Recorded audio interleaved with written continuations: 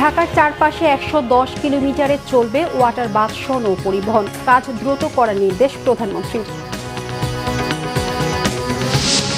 স্ত্রী শাশুড়িকে জবাইয়ের পর শিশু সন্তানকে কোলে নিয়ে কলাবাগান থানায় হাজির যুবক হৃদয়। পুলিশ বলছে দাম্পত্য কলহের জের।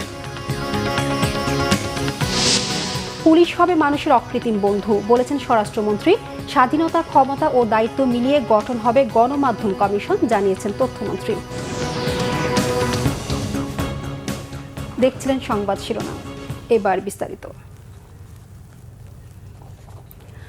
ঢাকার চারপাশে ১১০ কিলোমিটার নৌপথে ওয়াটার বাস সহ নৌ পরিবহন নিশ্চিতে কাজ করছে সরকার। এ বিষয়ে প্রধানমন্ত্রীর নেতৃত্বে সমন্বিত বৈঠকে সিদ্ধান্তের কথা জানিয়েছেন নৌ পরিবহন মন্ত্রী শেখ রবিউল আলম। রবিবার সচিবালয়ে ঢাকার চারপাশে বৃত্তাকার নৌপথ উন্নয়ন সংক্রান্ত বিষয়ে প্রধানমন্ত্রীর সাথে এ বৈঠক হয়। পরে মন্ত্রী জানান, ঢাকার চারপাশে ৪টি নদীতে নৌপথ চলাচল নিশ্চিতে কাজ করছে সরকার।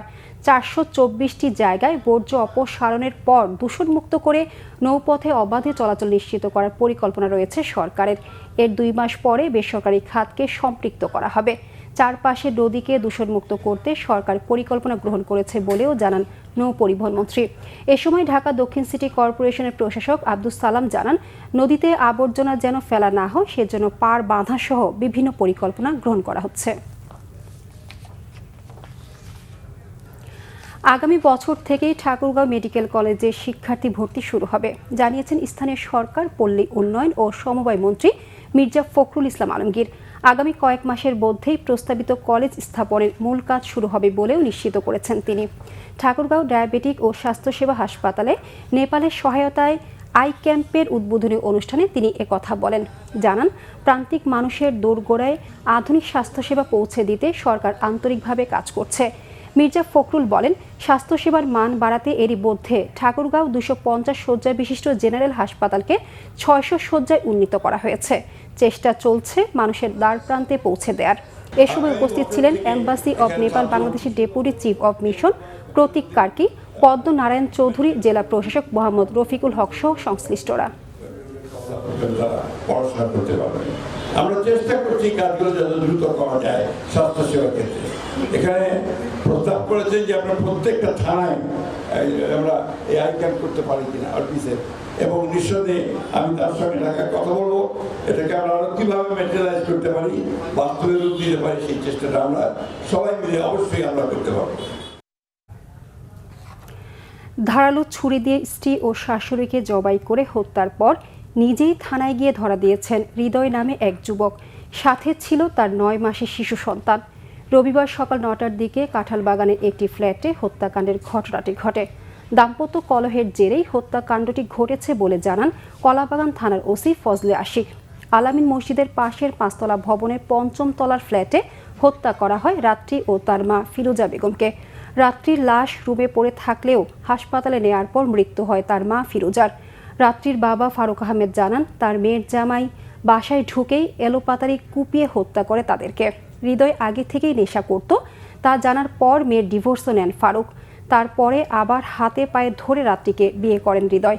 এরপর থেকে নানাভাবে টাকার জন্য চাপ দিচ্ছিল হৃদয়, অভিযোগ রাত্রির বাবার। স্বরাষ্ট্রমন্ত্রী সালাউদ্দিন আহমেদ বলেছেন, পুলিশ কোনো দলের বা লাঠিয়াল বাহিনী নয়, বরং দলীয় প্রভাবমুক্ত, আধুনিক, প্রযুক্তি বান্ধব ও মানবিক একটি সংস্থা, যা দুর্নীতির বিরুদ্ধে জিরো টলারেন্স নীতি মেনে চলবে। রাজশাহীর সারদায় বাংলাদেশ পুলিশ একাডেমিতে ২৭তম বিসিএস পুলিশ ব্যাচ প্রথম পর্যায়ের প্রশিক্ষণ সমাপনী কুচকাওয়াজ অনুষ্ঠানে তিনি এসব কথা বলেন। সালাউদ্দিন আহমদ বলেন, চেইন অব কমান্ড বজায় রেখে বৈষম্যহীন সমাজ গঠন, আইনের শাসন প্রতিষ্ঠা ও জনমনে স্বস্তি ফিরিয়ে আনতে পুলিশ সদস্যরা কাজ করবেন। ডিজিটাল অপরাধ দমন ও সাইবার নিরাপত্তার জন্য কারিগরি দক্ষতা অর্জন করে সাধারণ মানুষের অকৃত্রিম বন্ধু ও সেবক হিসেবে নিজেদের গড়ে তোলার জন্য নবীন পুলিশ কর্মকর্তাদের আহ্বান জানান স্বরাষ্ট্রমন্ত্রী। পুলিশ কোনো বিশেষ দলের বা গোষ্ঠীর লাঠিয়াল বাহিনী নয়, বরং পুলিশ হবে জনগণের কৃত্রিম বন্ধু। আমাদের নির্বাচনী ইশতেহারে আমরা দ্ব্যর্থহীনভাবে ঘোষণা করেছি, জননিরাপত্তা নিশ্চিত করা এবং পুলিশ বাহিনীকে দলীয় প্রভাবমুক্ত করে একটি আধুনিক, সেবাধর্মী ও মানবিক সংস্থায় রূপান্তর করাই আমাদের মূল লক্ষ্য। মুক্তিযুদ্ধের চেতনা ও 2024 সালের ছাত্র গণ অভ্যুত্থানের শহীদের আত্মত্যাগের প্রতি সম্মান জানাতে এবং একটি শান্তিপূর্ণ ও উন্নত গণতান্ত্রিক বাংলাদেশ বিনির্মাণে আপনারা ভূমিকা পালন করবেন। স্বাধীনতা, ক্ষমতা ও দায়িত্ব একত্রিত করেই সরকার গণমাধ্যম কমিশন গঠন করবে বলে জানিয়েছেন তথ্য সম্প্রচার মন্ত্রী জহিরুদ্দিন স্বপন। রবিবার সকালে ঢাকা বিশ্ববিদ্যালয়ের গণযোগাযোগ ও সাংবাদিকতা বিভাগের 64তম প্রতিষ্ঠা বার্ষিকীর অনুষ্ঠানে প্রধান অতিথির বক্তব্যে কথা বলেন তিনি। এ সময় বস্তুনিষ্ঠ সাংবাদিকতাই সাংবাদিকদের লক্ষ্য হওয়া জরুরি বলে মন্তব্য করেন জহিরুদ্দিন স্বপন। জানান, এআই এর যুগে অপতথ্য একটি বড় চ্যালেঞ্জ হয়ে দাঁড়িয়েছে, তবে সরকার অপতথ্য মোকাবেলায় কাজ করে যাচ্ছে বলেও জানান তথ্যমন্ত্রী। সেমিনারে বিশেষ অতিথির বক্তব্যে ঢাকা বিশ্ববিদ্যালয়ের উপাচার্য অধ্যাপক ডক্টর এবিএম উবাইদুল ইসলাম বলেন, বস্তুনিষ্ঠ সাংবাদিকতা দেশ পরিবর্তনে ভূমিকা রাখতে পারে, তাই দেশকে দক্ষ সৃজনশীল সাংবাদিক তৈরির দিকে এগিয়ে নিতে হবে। অপতথ্য এখন সবচেয়ে বড় চ্যালেঞ্জ। অনেকেই একমত পোষণ করেন না, কিন্তু এটা আমরা মাঠে থাকতে গিয়ে বা ব্যবস্থাপনার দায়িত্বে থাকতে গিয়ে দেখছি যে অবশ্যই ফ্রিডম অফ জার্নালিজমটা একটা চ্যালেঞ্জ ছিল, আছে এখনো, কিন্তু তার চেয়ে তো অনেক বেশি জায়গা দখল করে ফেলেছে অপতথ্যের চ্যালেঞ্জ, বিকৃত তথ্যের চ্যালেঞ্জ। সাংবাদিক কমিশন, গণমাধ্যম কমিশন এটা আমরা করার কাজে হাত দিয়েছি। এটা খুব ধীরে সুস্থে এগোচ্ছে এই কারণেই যে এই ক্ষমতা এবং এই স্বাধীনতা সবই জানো, এবং এই দায়িত্ব, ক্ষমতা, স্বাধীনতা এবং এই দায়িত্ব, এই তিনটি কম্পোনেন্টকে অ্যাসেম্বল করেই আমরা একটা গণমাধ্যম কমিশন গঠন করতে চাচ্ছি। দেশে আর কোনো ধরনের বৈষম্য বরদাস্ত করা হবে না বলে হুঁশিয়ারি দিয়েছেন জামায়াত ইসলামীর আমির ও বিরোধী দলীয় নেতা ডাক্তার শফিকুর রহমান। তিনি বলেন, ক্ষমতায় গিয়ে যারা বৈষম্যমূলক আচরণ করছেন শেষ পর্যন্ত রাজনৈতিক মাশুল তাদেরই দিতে হবে। রাজধানীর জাতীয় প্রেস ক্লাবে বাংলাদেশ লেবার পার্টি আয়োজিত এক আলোচনা সভায় এসব কথা বলেন ডাক্তার শফিকুর রহমান। তিনি অভিযোগ করেন, বিএনপি তাদের ঘোষিত 31 দফা সংস্কার কর্মসূচির প্রথম দফাতেই যে সংস্কারের প্রতিশ্রুতি দিয়েছিল, সরকারে যাওয়ার পর সেই অঙ্গীকার থেকে সরে এসেছে।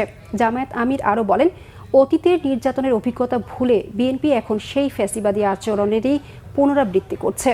বিরোধী মত দমন এবং ভিন্ন মতকে দমিয়ে রাখার প্রবণতা গণতন্ত্রের জন্য অশনি সংকেত বলেও মন্তব্য করেন তিনি। বলেন, জনগণের প্রত্যাশা ও আকাঙ্ক্ষাকে উপেক্ষা করা হলে জনগণও একসময় সরকারকে প্রত্যাখ্যান করবে।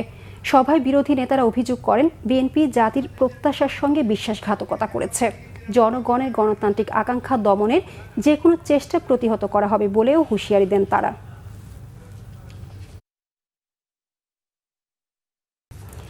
এই ছিল এখনকার মতো, পরের সংবাদ সন্ধ্যা ৬টায়। এর আগে ৫টায় রয়েছে নিউজ টপ 10 দেখার আমন্ত্রণ রইল। এতক্ষণ সাথে থাকায় ধন্যবাদ।